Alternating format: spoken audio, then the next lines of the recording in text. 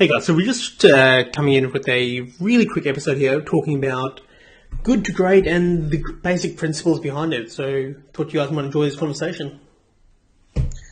Okay, cool. Yeah, so we were talking about how good the book is, and I said that it's mostly garbage, purely because of survivorship bias. In order to have made it into the study, you would have had to survive to some extent. But what about those companies that didn't make it but did the same? But the bigger point was that within the next 5 or 10 years, or whatever the period was thereafter, most of those companies collapsed or were taken out or died. So whatever they came up with being great wasn't that great after all. Wasn't great in longevity because they did. What I guess I saw from it initially was they did have fairly good parameters. The thing that was like they had a long period of lull and then a 15-year period of growth. About right, at least above 3 times the market average. Yeah, totally agree. And they could have found something within the 5 or 10 companies that survived, or how many there were.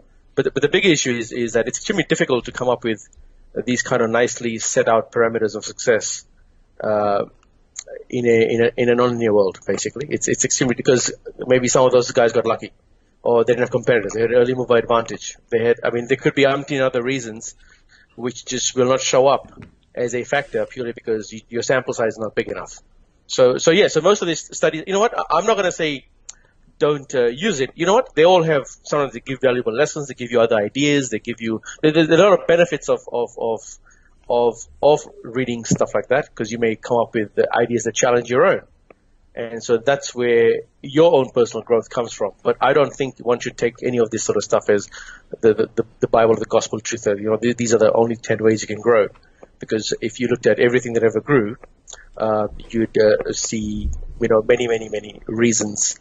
And of course, one of the other things is that it's very difficult to capture the factor or the factors that resulted in the growth. It could be something that we cannot identify.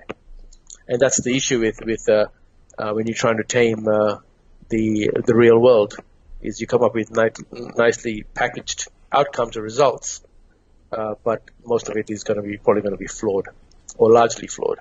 Yeah. Like if you look at most medical studies, I think about 40 or 50%, I think Ioannidis or Ioannidis, whatever the guy's name is, they come out to be largely flawed, or the results cannot be replicated. Sorry, I shouldn't say the study was flawed because obviously to some extent it wasn't, but studies can be replicated, which means whatever results they came up with is questionable. Future. Yeah, it's questionable, yeah. And also they've got the reproducibility project, which is looking at doing the same thing with psychological research, where they're finding, I think I'm quoting figures off my head, so I could be wrong by about 10 points here or there. Is I think 50 or 40 or 50% or 60%, somewhere to the extent of psychological studies cannot be reproduced. So once again, how good was the study if it cannot be reproduced by another set of researchers? So if we look at okay, so let's translate this to the small business side of things. The sector we're kind of mainly working with is your split testing results. Just define that for me, because I've seen people define a $300 million business as a small business. Right. Okay. Yeah.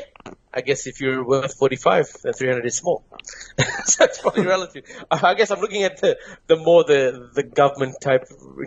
What someone would call a small business. I don't know. Did you know the official definition of what the Australian government calls a small business or an SME or whatever they call it? I'm not entirely sure. Let's find out. Okay. Well, you know what? Let's not presuppose that someone with a big business is listening to us. Probably is. So, but I guess the bigger point is it's extremely difficult. One should use these studies and books as a way to expand your repertoire capability, your understanding of what else could have happened and can be done.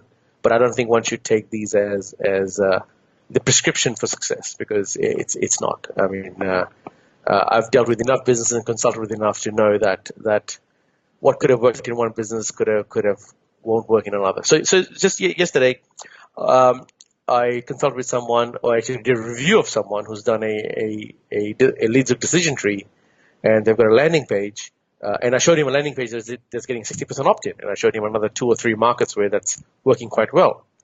And he copied it to a market that is totally opposite to what those 3 markets are. So those 3 markets are in like finance, that kind of space where it's very defined, very left-brained sort of approach.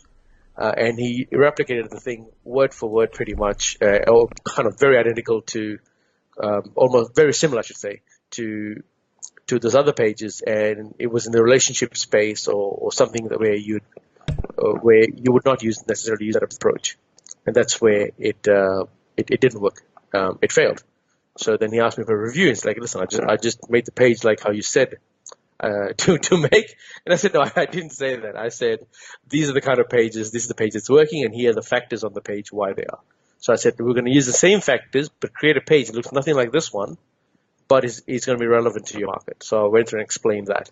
And so that once again, so here you go. You've got a situation where you've got the same 15 factors that result in persuasion or in conversion being used in totally different ways. So the pages look very different, but the principles that are being used on the page are the same. Does it kind of make sense what I'm saying? Joss? That makes sense. So I guess a word we'd want to know as someone who's listening to this and are looking at books like Good to Great and wanting to take the company from good to great, what should they be looking for? What reading should they use to influence their thinking? How can they? I guess that? You know what there's. I guess once again, if I said to you, I'd be a hypocrite if I said I want to be prescriptive with what books you should be reading. The idea is not is to shy away from books that give you a defined plan.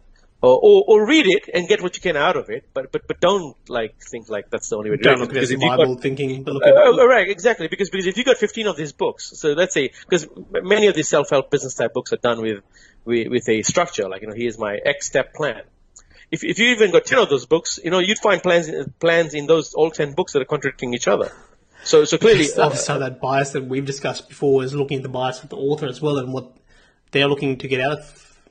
Correct. Yeah. So their job is to sell the book, but I'm not going to say that it hasn't worked. Maybe it's worked for them. Maybe it's worked in their business. Maybe it's worked in the specific industry they're working in, or it worked for the particular time when they were in that industry, or when they helped businesses. So, like, let's say if someone has had a lot of winning campaigns in Google AdWords, let's say 10 years ago. I mean, I know I'm using a silly example. The best way to really look at it is understanding a deep understanding of your own market, then having a wide variety of experiences of knowledge to draw upon that you can start to apply and test within your own market. That's correct. Exactly. Yeah. You have to you basically have to go wide before you go deep.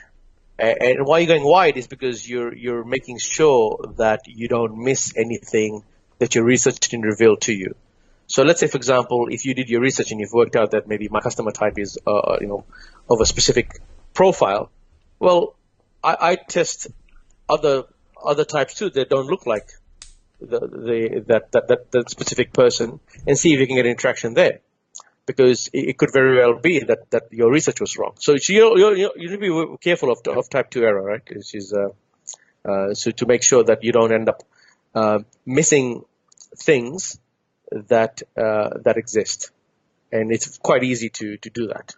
I mean, it's actually very difficult. It's actually very easy to miss things that don't show up anywhere. So if you did your research and you found out that there was a market segment that is very profitable, but you couldn't identify that through your research, and that's not a flaw of the research. It's just impossible to know everything about everything. So that's why you want to go wide and test quite heavily, and that's where the perfect example of that would be alternative uses of your products that you didn't initially consider, like tampon market. It was initially created as gauze for soldiers. There you go. I'm not aware of that example, but that makes perfect sense. Yeah, that you a product was created for use A, but you're finding a lot of usage in use B or C or D or X. And that happens all the time. The way to do that is to be in the market long enough and to run many more tests or many more kind of understand the texture, the granularity that exists within the market, and that's how you increase your probability of success.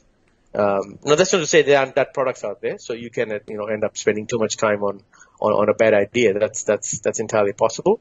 But I think also most people, I think, maybe rush through. They do this quickly, do some research, and go, "Nah, there's no market here. I'm out." When had you spent much longer, you would have you could have found something.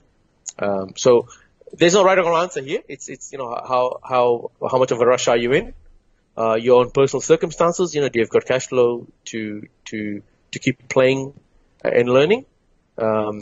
It's not without risk. I mean, business is not without risk. So I'm not going to say that you should you should do one approach or the other. There is no one, because I've run into people who've given me ideas that I thought were so dumb that I wouldn't even waste my time on it, and they've ended up making something out of it. Versus the sure thing that didn't go anywhere. All right, so and everything in between. So who am I to say, well, what you should or should not do? If you really have conviction, you believe in this, go for it. And no one's going to know if this is going to work or not until you try it out. Perfect. All right, guys. So I guess my summary for that whole conversation that Nick's just gone through is really spend the time to understand your market. That's where you should invest your time and test. Expose yourself to new ideas as much as you can, and see what of those ideas work in your experience off your market, and even test things that you might necessarily be your first thing, if you can afford to do small tests that are counterintuitive to that. Yeah, exactly. Yeah, always. I remember at Gary Bencivenger's seminars, so there's one last point, where he would always write copy where what he thought would work, and then he would throw like a wild card in there, like he'd make another variant that he thought was a low probability of success, but at times would be remarkably successful. And I suppose that's the point we're just making here is that with your best education knowledge, you're going to come up with something. Then also entertain other ideas that you don't think would necessarily work, but throw it in there just in case you were wrong with your main idea and an alternate would work. All right, on that note, we'll see you guys all on the next episode. Cool. Thank you. Bye for now.